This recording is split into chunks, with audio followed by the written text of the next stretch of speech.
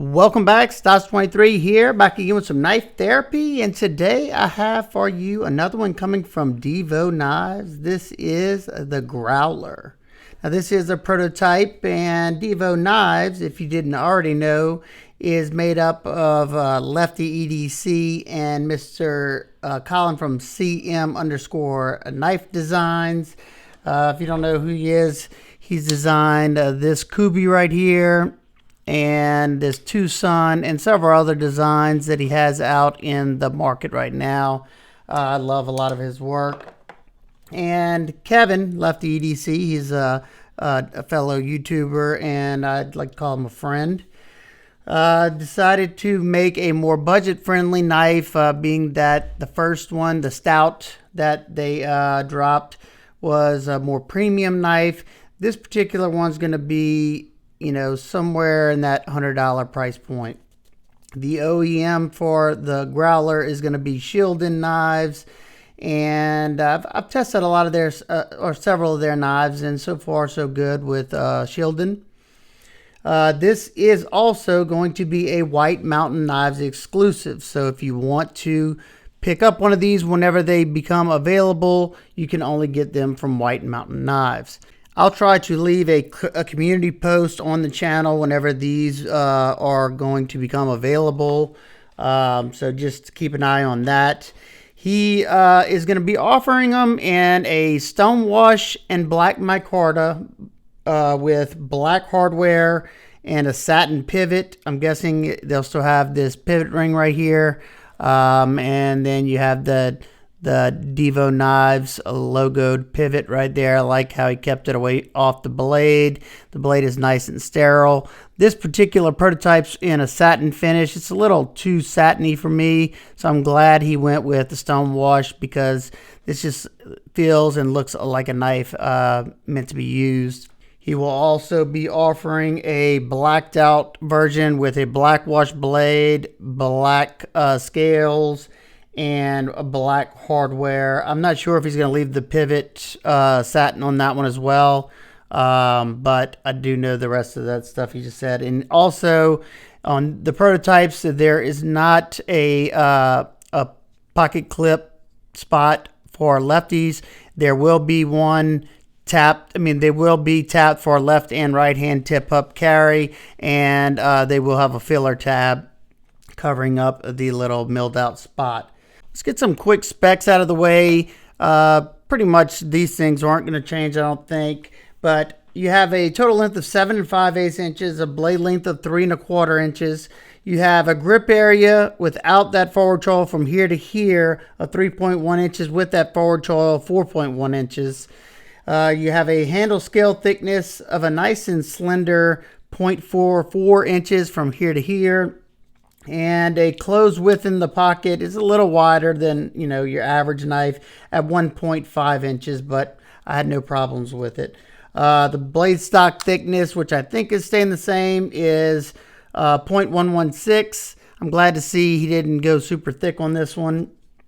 And the behind the edge thickness on this prototype is around 15 thousandths, sharpened at 20 degrees per side. Even though this isn't the type of blade shape that I've been going for lately, I've been more into the Warnies and the modified Warnies. But there was something about this whenever I saw it at Blade Show that just drew me to it right away. And I'm glad I was able to check it out.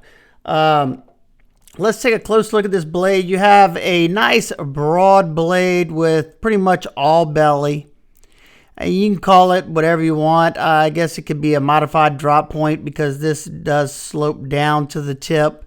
I don't know exactly what he's classifying it as, but it's a blade and it cuts. And like I said, this satin finish is not going to be on the final production ones. It's going to be stonewash or black washed.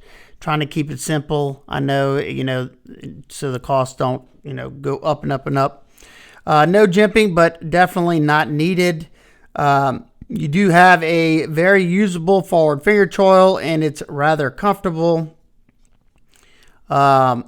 You do have a pretty stout tip right there. You should be fine, you know, doing any kind of, you know, tip work. If you needed to bore a little hole in something, should be a-okay. It has a nice high flat grind with a relatively thin blade stock. It comes down to a nice thin edge. And the steel on this particular prototype is D2, but the production model will be in 14C 28N blade steel, which is a remarkable budget stainless steel that is easy to sharpen, takes an incredibly keen edge, and I'm not sure what the HRC range is supposed to be on the knife. I would love to see it in the 60 to 61 range. That would be outstanding. But even 59, it's still a really good steel. It's a very well balanced steel. It's got good corrosion resistance. The grain structure is really fine on it, and it's just a joy to sharpen and strop. Since this is a prototype and the steel is going to be changing anyway, I'm not going to be testing how well this knife holds an edge, but I will be testing how it feels when using it and how well this blade shape performs. So why don't we do a little cutting and see what we think.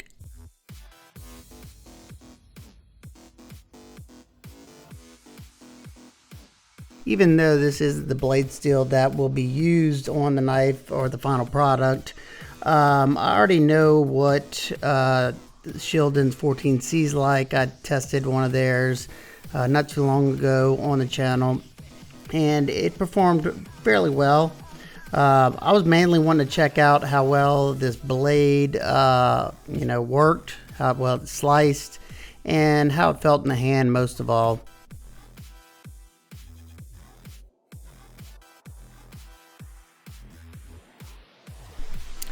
Now we're just going to test the ergonomics, being that the handle won't really change much besides some softening of some hard edges. However, I found the knife pretty darn comfortable, especially for a flat scaled knife. Usually they're not, that comfortable in hand, but pretty much any which way I held it, it was decently comfortable, and knowing that he's going to be softening some of the edges even more, I think that's only a win.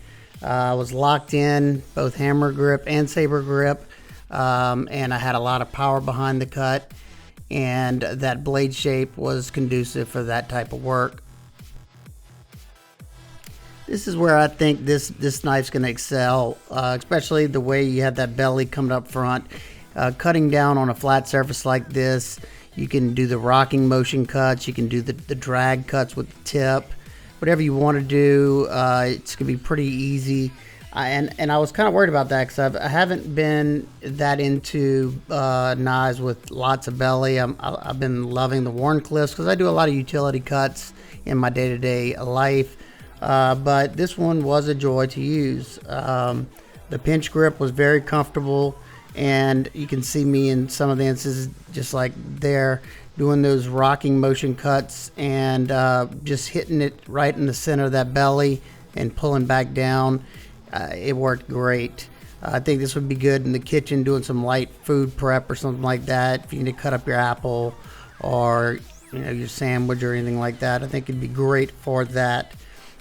In slicing tasks like this, going through the cardboard, I didn't have any problems with it feeling like it was going to slide out of the cut because of that belly. It's not super abrupt until you get toward that tip, but you got more than enough area to do your cutting of cardboard, something like that. The denim, it seems like it's struggling here, and it wouldn't really matter if it was because we're not really testing the edge, but it's the grooves I have in this cutting board. I need to get me a new cutting board. The sisal rope, once again, it showed me that the knife was comfortable in hand, especially in the pinch grip. I was able to get a lot of force down into the rope because that belly gives me clearance on that cutting board. I don't have to worry about a tip stabbing into the wood. The micarta is nice and grippy and comfortable as well. It's got that nice tactile feel. Well, I hope y'all enjoyed that cutting footage. Now let's take a look at the action on the knife. I think the action's outstanding. Shieldon really nailed it. Nice and smooth, and the detent is perfectly dialed for the reverse flick. I think that's the easiest method to open. You could also easily slow roll it too. It's just not as comfortable to thumb flick it, at least not for me, but reverse flick, which that's how I would be opening anyway, is a-okay. The knife is riding on caged ceramic ball bearings with a ceramic detent, and fires out nice and hard and reliable pretty much every single time. Release that tension off the lock bar and this thing falls down like a guillotine. It is controlled. It's not bouncing off the back or anything, so that's always nice to see. You can easily actuate the knife left or right-handed. You don't have to worry about having your finger on the lock bar since it is a liner lock. Nice and comfortable to slow roll it as well. And like I said before, they will have it tapped on the left side tip up as well. These scales are black canvas micarta that have that nice grippiness to them. They left them with some of the actual material exposed. I love that. It'll darken up with the hand oils from your hand. And I thought it was already pretty comfortable on the edges, but they are going to soften those a little bit more from what Lefty EDC told me. So, you know, it's already comfortable. It's going to be even more comfortable whenever the final version is done. The hardware is all T8, and hopefully that's coming across. Very, very crisp T8 torques on there. I love seeing that. They're countersunk, so they're flush. You have a lanyard hole that I would have loved to not see there, but it's there. They do have a pivot collar, a black pivot collar. I'm guessing that is going to be the same on the final form as well, because he said he's leaving the pivot satin. You have the DK logo, because if you did that in black, it wouldn't really show up, so I understand that. Now let's take a look at it in the pocket. And now it is a wide knife. It is going to take up majority of your pocket, but it sits pretty darn deep. You have a little bit sticking up, but it's black. It's not really, you know, right out at you. And the clip's black as well. One thing I did notice, it does hold the knife pretty well, but the clip has a whole bunch of springiness to it. So not sure how that would fare if it got caught in your seatbelt or something. I don't know. I didn't have any issues. They did a great job of countersinking this clip and the clip screws, so you don't have anything to catch on the material. I did think they needed a little bit more space under here, but I carried it with my jeans and I had no issues getting in and out of the pocket.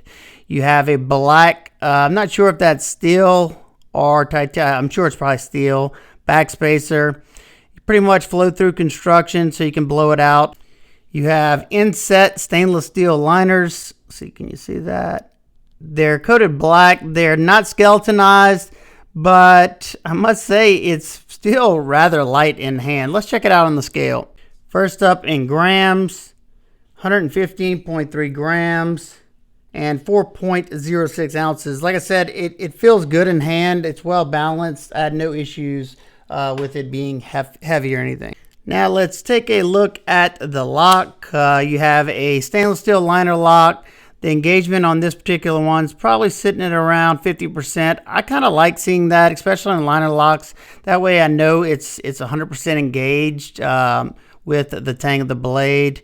You do have good access to the lock bar because it is cut out right here, and the black locking liner has a little chamfer right there, so it's nice and comfortable. Now he said he's going to add more lock bar access. I personally think it's perfect like it is, but you know, it's either going to make it better with more lock bar access. The only thing you have to be careful with, and I've seen it before, actually recently, is whenever you open this up too much with the liner lock and you go to squeeze on it, this finger pushes that lock bar over, and I had a knife recently fail on me because of it, because it had a pretty pronounced cutout right here to get the lock bar. So it's a fine line that you have to tighter whenever you're messing with that, especially on a liner lock, but I'm sure, you know, Lefty will check all that out before he sends these out into the wild. The lockup is rock solid, no movement up or down. Now I can flex a little side to side, but no actual play. Some quick size comparisons. We have the Ontario Rat Model 1, the Rat Model 2. It's in the middle of both of these. Next up, we have the Petrified Fish Large Beluga and the Concept Convict. It's almost identical in length to the Concept Convict. And lastly, we have the SRM 1168 and the Shieldon Relicanth. It's pretty much identical in length to the Relicanth, so if you have that one, you'll know about how long it is. So nitpicks and complaints, he addressed pretty much all of them. He did say that they were going to be updating this plunge line. That way you won't be getting a smile back here after you sharpen it, because I mean it's right on that plunge line. So I like seeing that. They brought the plunge line back this way some. That'd be awesome. He did say that they're going to work on making the bevels more consistent on the primary right here. I think the one that Jared from These Knives had, one side was shallower than the other. This particular one also, one side had a 20-degree edge bevel, the other side had a 22-degree edge bevel. Nothing crazy, but you know, it is something. Only things that I really saw, the blade hole's kind of large. I say that, but I still like the way I can get my finger in there easily. So I don't know if that's something I would change. And I'm saying as far as how wide it is, I think it could have, you know, been to about right there, and I think it would have been just fine. But I don't know how that would have affected the thumb opening. I'm not too sure. I did touch on the amount of space underneath the pocket clip. It didn't bother me any. If you're somebody who wears thick clothing a lot, that may be an issue. I can't tell you because I don't wear thick stuff ever. I also mentioned the clip is a little, you know, flimsy feeling, but it did a great job, so I'm not really knocking it for that. I'd rather it be like this than not be able to lift it up at all and have to lift up the clip to get in the pocket. So, you know, it's just a nitpick. Other than that, I think this is a remarkable second knife for Divo Knives. It's nice and comfortable. It slices really well, and that blade shape has definitely grown on me. Lefty definitely does his research whenever he designs a knife, and hopefully in the near future we can collaborate on the design. We started talking about it recently, so we'll see how that goes. If you have any questions whatsoever, please leave them down below. I'll leave whatever links I can for you. Whenever the knife is available, like I said, I'll try to leave a community post letting y'all know that it's available or about to be available. And yeah, I hope everybody's having an absolute amazing day. I will see y'all on the next one. Peace.